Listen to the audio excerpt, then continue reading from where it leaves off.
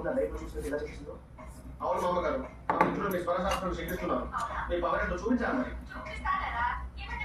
నమస్కారం మామ. అదే చాయ్ అంటే ఇష్టం లేని వాళ్ళు ఎవరు ఉంటారు చెప్పండి. ఇంతకుముందు తాగేదాన్ని కాదు, కానీ ఇప్పుడు అలవాటు అయిపోయింది. చాయ్ అంటే తాగుతున్నా, కానీ లిమిట్లోనే నేను తాగుతా, మరి ఎక్కువ కూడా నేను తాగను. ఇప్పుడు వర్షాకాలం కదా, అందుకనే తాగుతాను. వర్షాకాలము, చలికాలము నేను కంపల్సరీ తాగుతాను ఒక్క పూట. అది కూడా నాకు అల్లం ఉండాల్సిందే. అల్లం ఉంటేనే,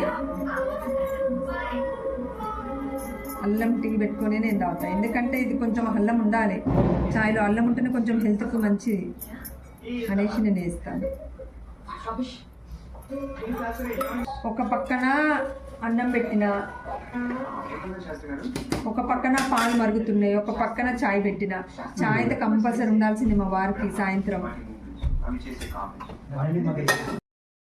నేను మీతో మాట్లాడుకుంటా చెప్తుంటే మా ఆయన ఏమంటుండో తెలుసా, మధ్యలో నన్ను ఎందుకు పెడుతున్నావు అని అంటుండు. మరి భర్తను పెట్టాల్సింది కదా మధ్యలో, ఇంకెవరిని పెడతాం చెప్పండి? పిల్లలు పడతారా? పిల్లలు పడరు. మనకు ఎవరు పడతారు? మనకి మొగడే కదా పడతాడు. అందుకనే మొగడిని కంపల్సరీ తేవాల్సిందే కదా. మరి చాయ్ పెట్టు అన్నాడు. పెట్టు అన్నప్పుడు ఈ మ్యాటర్ చెప్పుడు ఉంటుందా చెప్పండి మీరు.